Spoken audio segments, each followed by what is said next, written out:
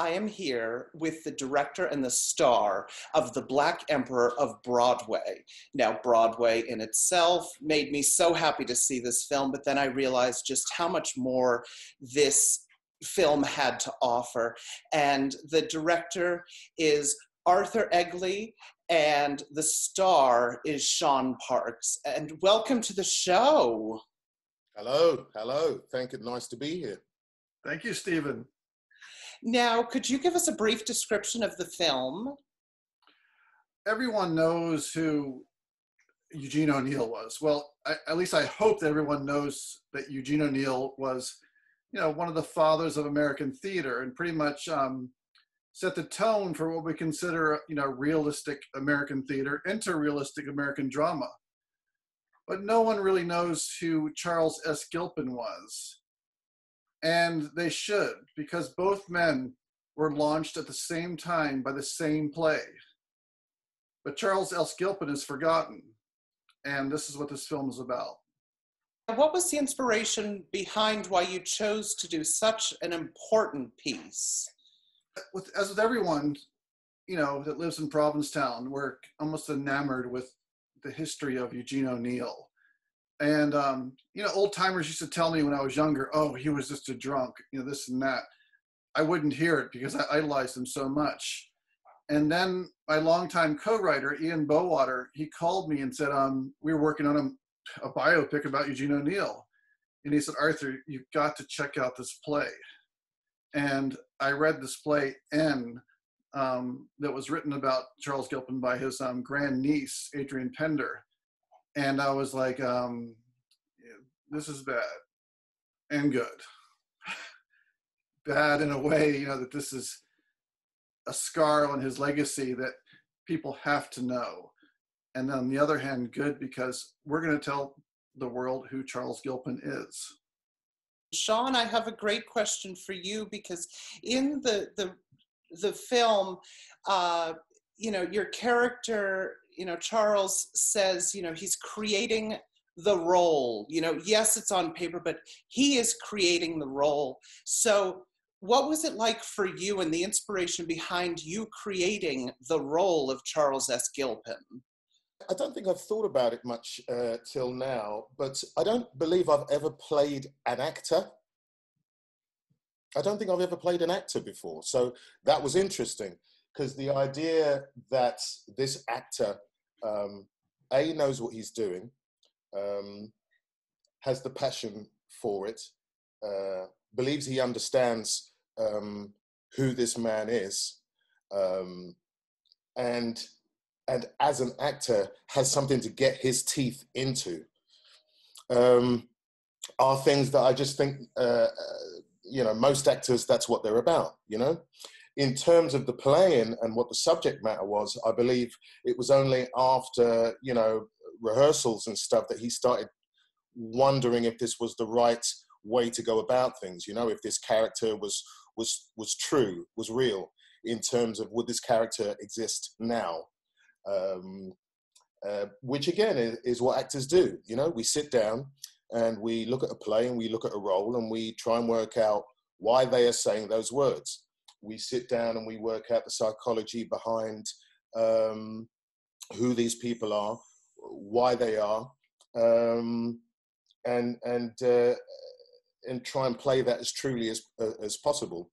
And I think he had problems, as I say, going forward with certain words, because he realized that wasn't actually true. He didn't feel right about saying certain things, but we'll get onto that. But I think as an actor myself, I loved it because it's something to get your teeth into.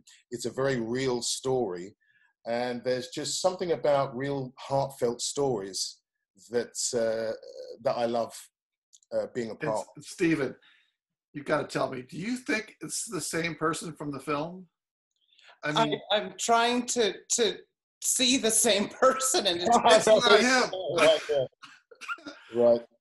Right. I mean, again, it's we as Brits, we know so much about your history, about American history. Don't go there. Well, most of the world know about your history, right? So what does that mean? So it's not that I'm mimicking, but it's easy to mimic. It's easy you know, I was looking at interviews with Paul Robeson, who was you know, I looked at a lot of his things because there's not a lot about Charles, as Arthur obviously knows. There's not a lot about Charles out there. I mean, essentially everyone sends you to the Wikipedia page. And then there's stuff and nonsense around on other people's pages, you know, around the internet. But the point is that I was looking at Paul Robeson, who was an amazing man. And my goodness, he had a lot to say. And you know, and in a way, I had to see him as a baddie. My character and me as Shaun, I kind of had to see him as someone that I didn't respect.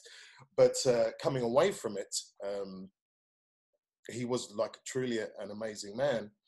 He was a giant, just like Charles Gilpin was. Just like Charles Gilpin, exactly, just like Charles Gilpin. But the point is, we know so much about your history that it's easy to sit there and watch hours and hours and days of shows to put together the mathematics of who Charles Gilpin probably would have been and how he probably would have come across, considering the time. Obviously, we're talking about a time of segregation. We're talking about a time of essentially abuse as a result of his color. Economically, you know, difficult times. So, you know, I thank you for the compliment. But he was a real character, and it was easier than maybe you might think. You know, as an actor myself, I mean, it's fascinating to hear what you're saying about your you know, portrayal of this character. I mean, I could never imagine even going, you know, into this character, but as a theater, you know, person and actor, it's amazing to hear what you're saying. Now, are you excited to have this film presented at the Brooklyn Film Festival, and what does this mean to you? I can tell you, Stephen, without, you know, festivals like the Brooklyn Film Festival, without your talk show like this, films like this just don't get seen and don't get noticed. And we have to have programmers like Amelia recognize that a small film that makes us feel uncomfortable in a way to watch, we may not choose to watch, you know, it's worth watching. And she gives us an audience to go from. I want to say I got to go back to Shaun. I see him, he's so talented. When I saw his reel, his agent called me, showed me his reel. I couldn't think of anyone else that could do it, because in this film, he has to be Charles Gilpin, he has to be Emperor Jones, and then he has to be the professional actor who talks to Eugene O'Neill, and then also the man that talks to his wife, and he was those three separate characters. A quick anecdote. I love to tell this story because I'm walking to get a coffee at like 7 a.m, and I kind of know the actors are arriving, but I don't know their schedules. And I run into two guys on the street, and they start speaking to me in this strange accent. And I'm like, I can't understand a word they're saying, right? I'm like, oh my God, this is my guy, right? From London. And I'm like, oh my gosh, I hope he can speak English. you know what the other thing is, Stephen, as well, is the way the film was actually put together. Because what Arthur is saying there, because we didn't meet, we didn't audition. I didn't audition. This was pre-Zoom. Yeah, absolutely, it was pre-Zoom. And actually, the only reason I recognised Arthur was because I'd watched some of his interviews of festivals from before. So I saw him on the street, and we started talking. The thing is, the way the film was put together as well, and I've got to say this, there was a lot of trust, a lot of spirit. So many people worked for free on this film. And as far as I know, it was essentially a Provincetown production, meaning, I mean, Arthur, how many people from Provincetown who aren't actors, who aren't in the business, how many people put money into the, maybe you don't want to go into that, but put money into the film, lent themselves daily to do chores and cook. How many people were in the film who aren't even actors, because essentially, very much like Days of Old, it was like a community project. I mean, I have to put that in, Stephen, because at the end of the day, I don't believe I've ever been a part of anything like that either. You know, it was a lot of people who felt the need to tell this story about their town by hook or by crook, and that's exactly what happened. And as a result, I mean, the days were hard. It was only a few weeks filming. There was a lot done daily, and as I say, the first time I kind of really truly met Arthur was kind of the first week of filming. So it was amazing for me to be a part of that, because I turn up thinking, okay, I don't know what this is, and then over the coming weeks, I realized that this was, as I say, a very much a community project where people truly, actually. Well, Shaun, in my new film, it's not going to be easy like this one was. You know, I'm working on a film about the Isabel Gardner robbery. You're going to have to tell me who Isabel Gardner is again. Go on. That's a museum in Boston that was robbed about 30 years ago. And I think the guy looked a lot like you, too. I'm suspicious. You know, he had his glasses. I can't really see his eyes too well. No, I remember you talking about that, actually. I remember you talking about that, yeah. But I want to say, yeah, it was a Provincetown production all the way through. And most of our investors came from here. And, yeah, I got to say it was stressful, but it was satisfying. Especially being here, being able to talk about it in the retrospective, and I'm grayer now. Wait, hey, listen, yeah, absolutely. I lost things, weight and all kinds of things. But the point is that this is the thing I realized about being an actor. By the way, Simone in Angel's Food, I was always asking about you. Yeah, there were certain aspects of Provincetown as well that I always thought I must go back. It's such a beautiful place. Where I was put up was beautiful as well. But no, I just wanted to go back to the idea that says that, Stephen, it's a true story. And I think that there's something about true stories that, when told correctly, can affect an audience forever. I think real stories that are told in a way that from reverence, without being worthy, without being gushy. I think there's a kind of alchemy in that. How does it feel now that we're sat here talking about it? Very strange, because it was just words on a page at one stage, and the idea was to get it down, and now people are watching it. And people like yourself are interviewing us. And as I say, I sit down here, whatever it is, a year and a half or whatever later, kind of trying to remember what it was like to film, but also remembering that cinema can be life-changing. And I know that probably... There wasn't enough dialogue, was there? Well, man, that was, I don't know. I didn't count the words, but that was heavy, man. That was heavy. That was like a 100-page four-hander or something. I mean, it was crazy. There was a lot to learn, Stephen. Oh, I can imagine. And it's a very impactful film. And as I mentioned, I've been in the theater now for over 30 years in New York.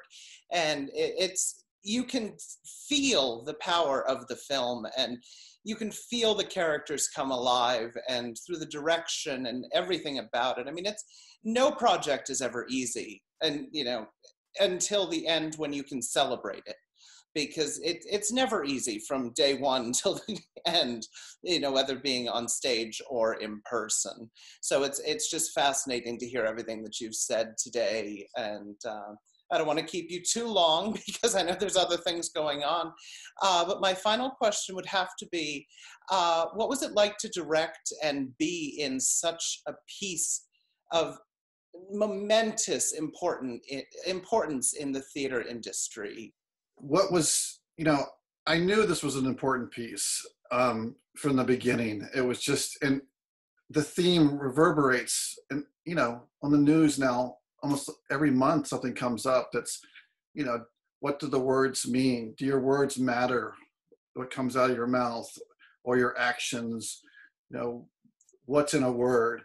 The strange thing about the antidote I have is that there were a lot of young people working on the film, and I could tell that, Shaun and I are a certain age, or we've had a certain amount of life experience, or a lot of these issues in the film we've experienced. We've been part of that conversation. Me, not so much. Obviously, I'm a white guy and Shaun's a black guy. So, he had he understood that character almost better than I did. But the young people in the set, they were like, I don't think a lot of them got it. They got how that this film was a little different than what they'd worked on before. Towards the end, they started getting it, and so would say to me like, "Arthur, this is really interesting. I mean, I never know anything about this," and I feel like in a way this story could have happened a few years ago. It's 100 years ago, but it could have happened a few years ago. It could be happening right now. It's very true. And I really do think it is still happening to this day, probably not quite as, impactful as it was then, but it's still impactful today, especially seen in this film. Shaun, any, parting words that you'd like to throw in here? Well, Stephen, I have to say thank you for enjoying the film enough to have this session. I guess what it does for Arthur and me is it makes us feel like people are watching. All that work wasn't for nothing, and hopefully this film won't end up in an unmarked grave like Charles Gilpin, because again, it's not that you do this for millions of people to see. It's not like you're doing it for the admiration. Sometimes you just say that again. I am doing it for the admiration. Yeah. No, I don't know why I said that, because I am as well. But the point is that sometimes stories need to be told. I believe this is one of those. Sometimes these types of scenarios make me not angry, but remind me, Stephen, as you just said, that these types of things could still be happening. Because here we are talking about someone who again, there's a direct line from now back all the way to 1878 for not just black actors to look back at someone who kind of changed the way certain people saw things in theatre. Those moments of in time are always good to log, understand the psychology behind it, understand why it was, where it came from, why it had to change, and then how it changed. I think those times are always good to catalogue. And being here has just reminded me that someone like you appreciates that. And I got to say one last thing, Shaun. You are so good in this film. It's unbelievable. I mean, we're making choices on the edits and the cuts, and when you're looking at the cut, you're like, it's not which is the worst take. It's just cuts like which is the best and which is the meaning, because you changed the meaning slightly in a word. I mean, you did such a fantastic job. That's enough gushing. No, listen, Arthur, thank you very much. There was a lot of trust there. There was a lot of trust there. This is what I'm saying, Stephen. Sometimes things are based on heartfelt choices and trust in your instinct. Arthur quite obviously has that, and that's what you needed. You needed that with this film for sure. And it's a reminder that if this type of thing pops up again for me in the future, I should consider it, because for sure I got a lot from doing it. Thank you so much for taking on such an important role, because I don't know that anyone else would pull it off as well as you did. So I thank you from actor to actor. I thank you tremendously. But I want to thank also our wonderful viewers for joining us today, and for both of you joining us here today, Arthur Egeli and Shaun Parkes and their film Black Emperor of Broadway. It will be at the Brooklyn Film Festival, and if I can gush a little bit here, I highly, highly, highly recommend seeing it, because it is, if you're a theater person or not, you, or film person for that matter, you will get something out of this film that will really hit your heart. So please join us next time on the Mama Rose Show, and thank you again, gentlemen, for being here. Thank you, Stephen. Good man. Nice one, Arthur.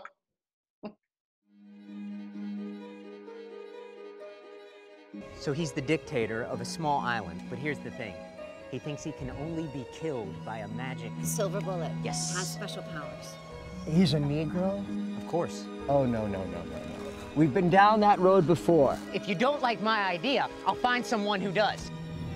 I got me a part in a Broadway show. Best performance of the year. We are the hottest ticket in town. If you respected us, you would expect us to be grateful for something you already have. You a fraud. We don't say that word to each other. You don't care about colored people unless they puppets to elevate you. You don't say another word. Not another word unless they're my words.